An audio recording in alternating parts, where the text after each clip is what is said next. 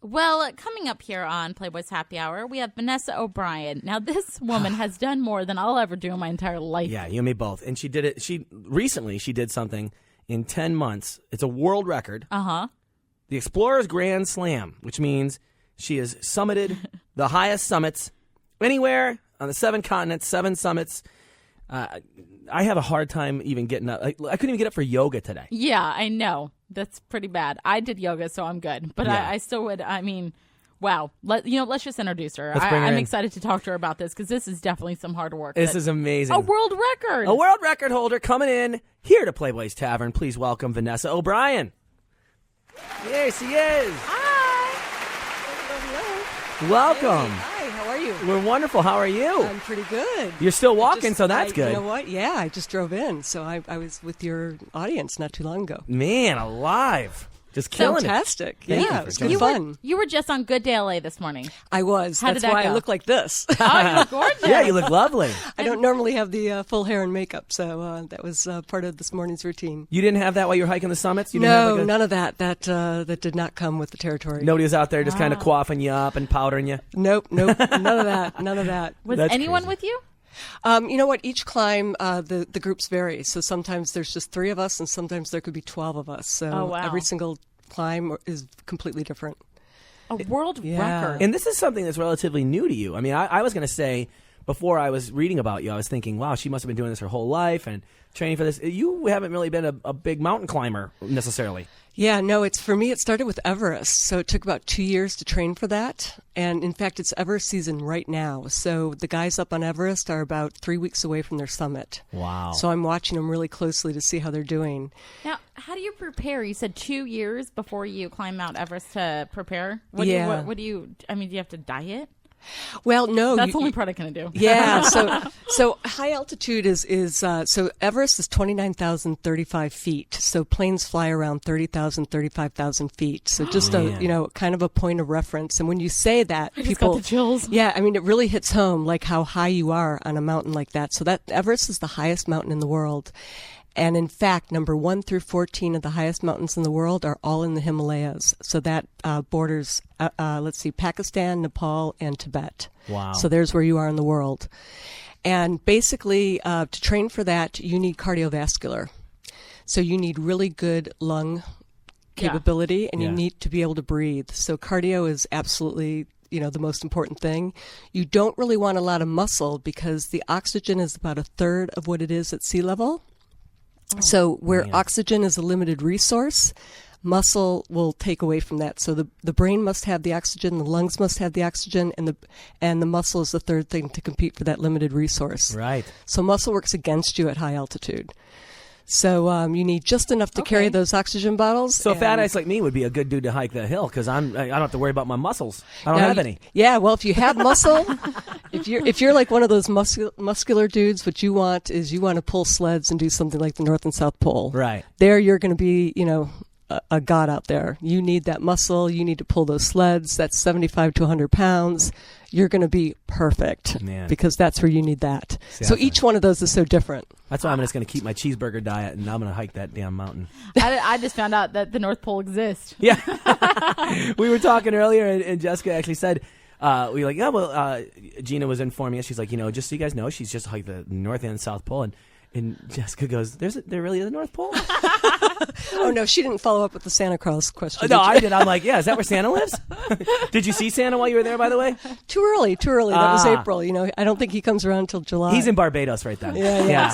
He needs a vacation, too. He's on holiday. Yeah, he is. He takes his time. Yeah, now the North Pole, funny enough, is actually on Arctic sea ice. So the funny thing about the North Pole is that it moves constantly. Isn't that Because the something? ice is shifting. Wow. So as we try to follow and actually clock the North Pole, say on GPS, we're running to try to clock exactly that 90 degrees. No kidding. Whereas when you're in Antarctica on the South Pole, there actually it's land. Yeah.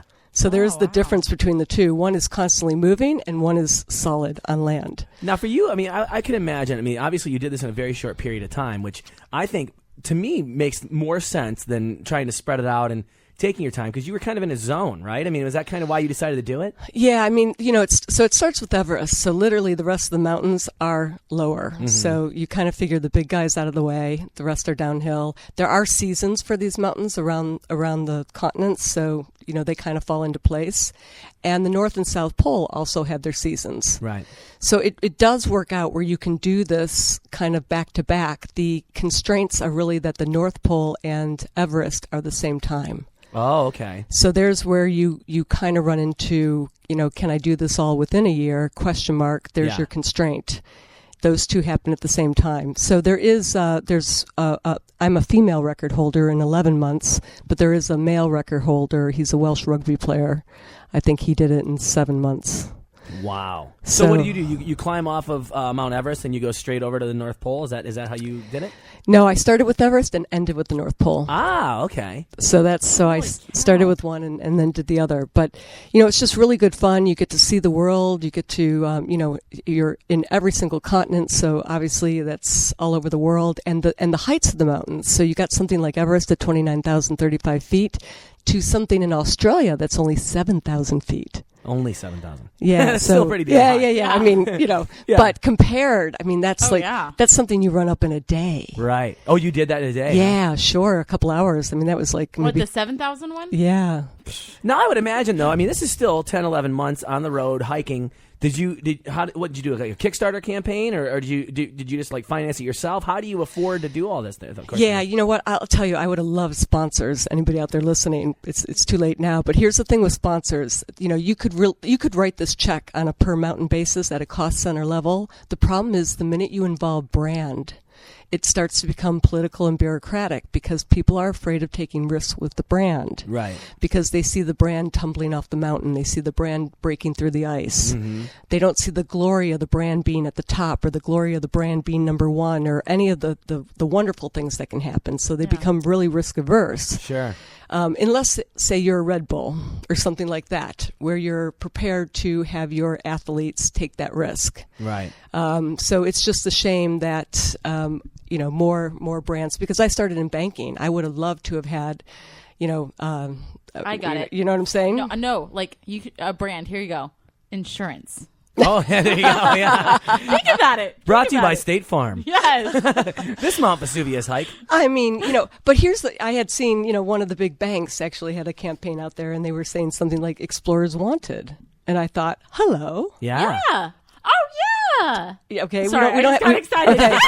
Let's just say you know who you are, right? Yes, we don't have to name names. Right. But I thought, hey, that's me. Yeah. But it wasn't me. Vanessa, how does it feel to just get involved in the sport like 2 years ago and now you're the world record holder? Yeah.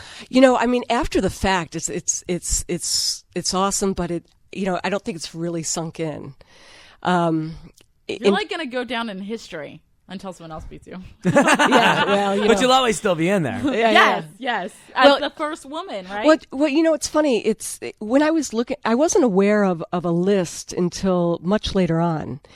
And then I realized I hold 2 passports, so British and American, and I realized, there's already 2 Americans, there's already like 2 Brits, whatever. I was like, there's no real competitive advantage here. Right. And then I looked again and I thought, well, wait, there is. It's speed.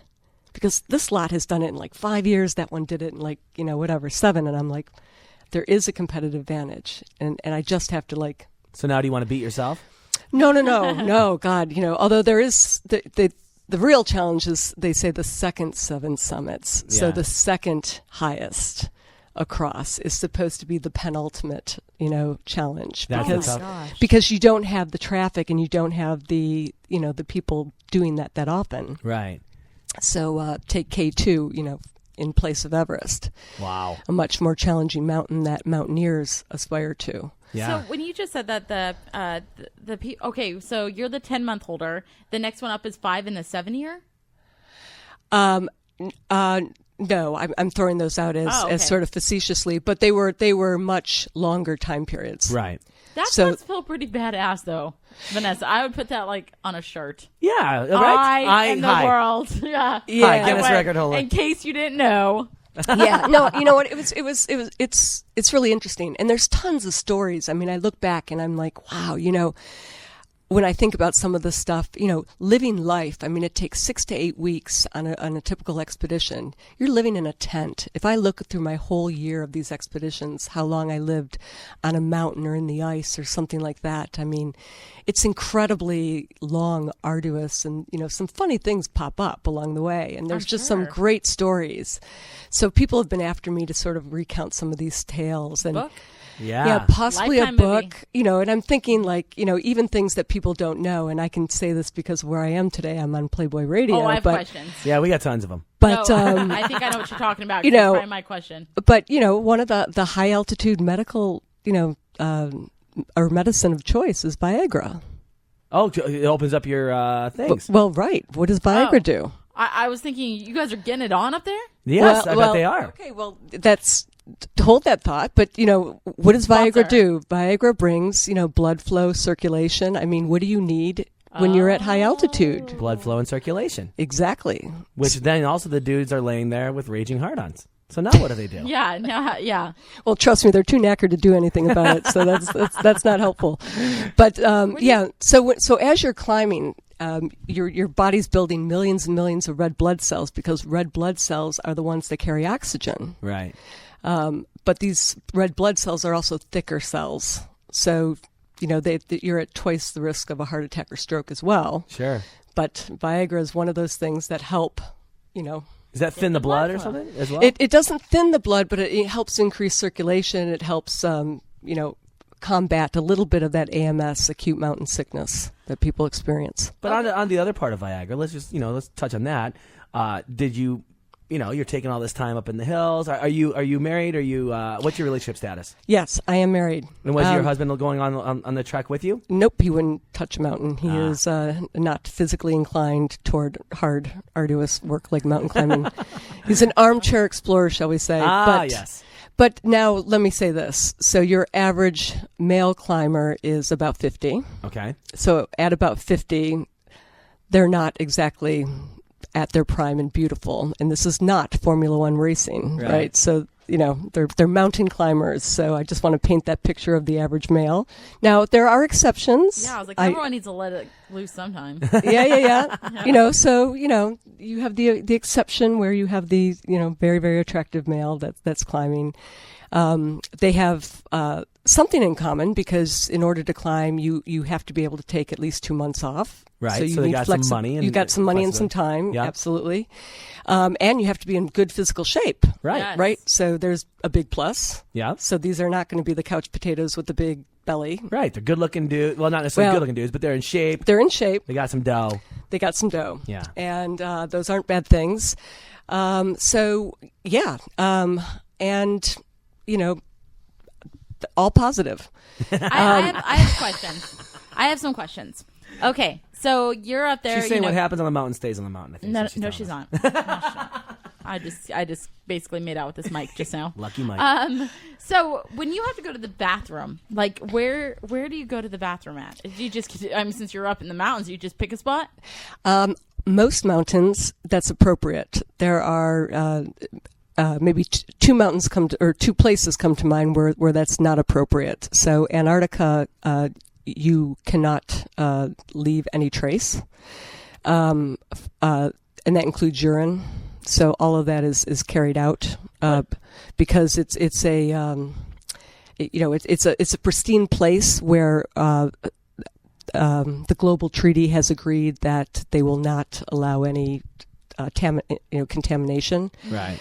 And places like Denali, which is in the Alaska range, the park has agreed that there won't be any defecation there. So that's all collected and brought out. So just to get this straight, if it's taking you like 5 weeks to climb a thing, someone's job is to climb around with a bag of shit, basically. Yeah, I mean they are bags, but they're sanitary and they're sealed and they're collected and stored in somewhere and right carried. So around. there's areas where you can drop off a bag of compost, as it were. Well, they're brought down. Okay. Yeah. So, and that's sort of two that come to mind. In most places, they're left, and nature takes care of it, and they're washed away with rainfall or put in crevasses or something like that if the crevasses are deep enough or long enough or whatever. And for women, like somewhere like on Everest where you have this big giant sleeping bag that's been cut into a human uniform, you can't exactly get in and out to pull it up and down. There's little devices that generally cup around and have a long attachment that allow you to stand up to pee. Good. You know what? All the guys get to do whatever they want. They just get to whip it out and pee. So, yeah. Seriously. Don't get mad at me. I She's know. glared at me. Yeah, If I could stand up and pee, I would. What about if it's like your time of the month? I was wondering that too. I know, but I was hoping you were going to ask. I couldn't know ask it. you would ask a question like that. I know I would. Yeah, you know, and Same that's thing? well, you just treat that like you would, the toilet paper that you need to dispose of. Oh, see us women, see what we have to deal with. I know, Bob. man. It's Yep. a tough challenge. Yep. That means you should they should have knocked a month off of it just from that perspective alone. Yeah, that you you had know? to do all those extra work. 7 days out of the month, that's a long time. I know. Yeah, it's just extra aggravation. So what about sex Exactly. on the mountain? Let's talk about that. Does that ever happen? It does happen. It has not happened to me, but and people can be superstitious about it. Really? Yeah, people believe that if you have sex on the mountain, that you can make the mountain angry. Ooh. What? See, I thought it would make the So- mountain happy. Yeah, so what happens is there's like on Everest we have a puja ceremony, and the Sherpas in this puja ceremony, what they're doing is they're asking the mountain goddess for permission to climb the mountain, forgiveness for any damage that the crampons and the ice axe may cause the mountain, and for safety to return home. Mm-hmm. And part of that superstition extends to, sex on the mountain, that this could somehow upset the goddess of the mountain. Right. So they reserve those things for after the summit. Ah. Now, I'm not sure Westerners would necessarily, buy into that, but, there is a slight superstition around it. Yeah. But, you're in this place for 6 to 8 weeks. I'd say 15% of climbers are women. So you've got already an unusual ratio of 85% men to women. There will be attraction. If there is attraction, this isn't going to stop it. Right. Except I will say that, you're living in a tent. There really isn't any way to do laundry. There is no, you're not going to look your best. Yeah. So there's going to be attraction. It's going to be natural attraction. And I know relationships have formed. That's fantastic. And, that's part of And nature. you'd have to actually, if you came to the point where you could actually release, you'd have to do it in a bag anyway and carry it up and down the hill. Well, there you Which go. that doesn't sound so glamorous after all. Yeah. There you go. You know what? I might be celibate for 10 months. I don't think I'm turned on by any of this. No, I know. Yeah. What we are talking with Vanessa O'Brien, who you said you're the fastest time for any woman, by the way. I know that you know that obviously, but out of 10 months, like that's insane. For I don't even think I could like walk 2 miles without having. It would to take me stop and 10 breathe. years to even. We can even do that climb beer up run. Yeah, I know. We can even do the beer run where you had to jog a mile and a half and you got beers and burgers. And we got beers at every. Yeah, what do you drink? Do you ever get to have a party night when you're on the hill? Oh my gosh. It's we melt snow. Yum. Yippee. And we get to Yeah, we're not doing this. I just looked at Bob like, well, and the best thing that can happen is you have some silly flavored thing that can like jazz that up a bit, no, what do you like, mean? Well, like those tablets that can add flavor, or some sort of a packet that can add flavor. Oh, I'm sorry. I was thinking. So you're not one night sitting on the hill and it's like, hey, we just climbed to the summit. We're 3/4 of the way down. Let's have a bottle of Jack and someone get out a guitar and we're going to sing songs. Yeah, sometimes after the summit's over, somebody has stashed, a little pint or fifth of something of their favorite, whatever. In fact, I think the Wounded Warriors were up there last year and they were sponsored by one of the whiskey brands. That was quite a There it sweet. is. I could do that. Leave it to those guys to know how to party. Yeah. They had the real deal. And I would imagine at that point too, a little sip would probably get you all gassed up. Oh yeah, you're. Oh yeah, because of that high altitude. Well, and Duh. your body, you've been like climbing your ass off, and a little sip, you probably just like Yeah, because I was thinking a pint. Wow. yeah. I mean, Vanessa, that's. how did you get involved in this? Like, I know you just started the sport 2 years ago. So what made you just like wake up one day and I'm going to do this? Yeah, I mean, I was living in London. I was in banking, and it was a a crappy period for banking because it was 2010 and the recession hit. And, I stepped aside from that and I thought, right, I need a challenge. I need something non-financial, something interesting, something that's going to take 2 to 3 years, something that I can measure success by that's goal-oriented. And I was sort of brainstorming this with a friend over maybe one too many cocktails, and we were sort of getting more and more outrageous with ideas. Yeah. And I think somebody threw out something like, oh yeah, why don't you climb Everest or something like that? And I was like, oh right, and you're going to go to the moon, and we'll meet here next year and compare notes. And one thing led to another, and I just couldn't get it out of my head. Yeah. Because I knew they ran commercial expeditions. I had seen Discovery series or something like that, and I went back and I was just captivated watching this stuff and researching this stuff, and then I went over to there's a company IMG out in Seattle and started learning how to.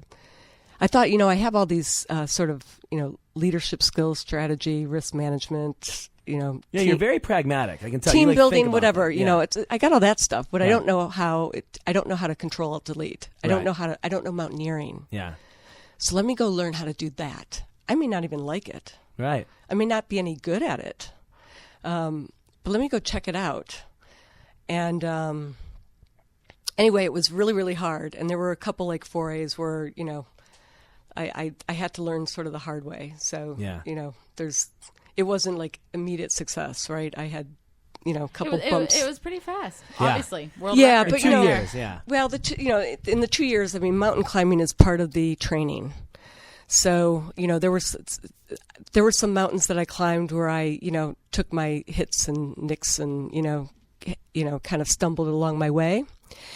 But the time I knew I was ready is when I had climbed the world's highest, number 14 and number 6, back to back, and they're both over 26,000 feet. And I had summited something like, I don't know, on the 4th and on the 12th or something. And that's when I knew, like, all right, I can do Everest. Right. This Good is for you. like, bring it on. You know what I mean? For you, no. No, we don't know what you mean. No, not at all. It took me a year to learn how to properly play beer pong. Yes. So, I mean, I we're, can. we're really good. We're super good at that, by Yeah. the way. Well, Yeah. So, I Have mean, you ever gotten hurt? Okay, hurt is definitely part of the reality of it. So one thing I like to paint the picture of is, look, on a motivational side, go out there, try something new. I did. It was cool. If you're sitting on the fence, go do it. Anything, because hard work and discipline will get you what you want. But the flip side of that is, don't necessarily do this because, this has real risks. Right. So my climbing partner on Everest did lose all the toes on his right foot. Yikes. Or sorry, one foot. I don't know for sure if it was the right foot. That was obviously devastating for him. He was an ultramarathon runner. It was devastating for me for reasons I would figure out later, because my mother had lost some toes on her foot. But it was these are real real-time adventures taking place. So you try to be safe. There were 10 people that died my summit day. 6 had summited, so they died on the way down.